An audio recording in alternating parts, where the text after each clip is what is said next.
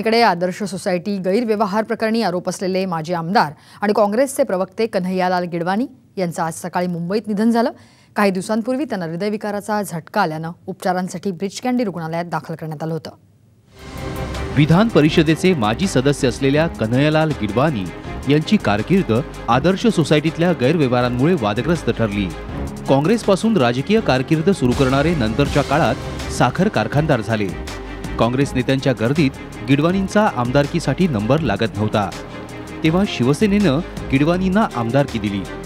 या काळात गिडवानींनी ऊस उत्पादकांचे प्रश्न आणि साखरेच्या दराचा विषय सभागृहात लावून धरला होता।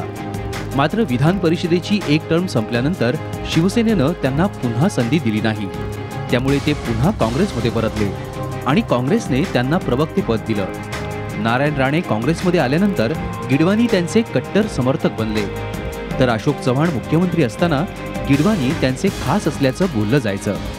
पण आदर्श सोसायटीचा घोटाळा उघड झाला आणि गिडवानींच्या कारकिर्दीला उतरती कळा लागली।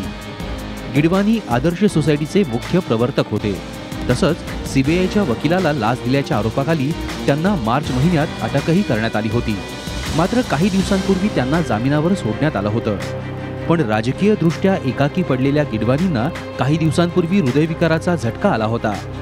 त्यांना उपचारासाठी ब्रीच कँडी रुग्णालयात दाखल करण्यात आलं होतं, मात्र उपचारादरम्यान त्यांचं निधन झालं। साम मराठी, मुंबई।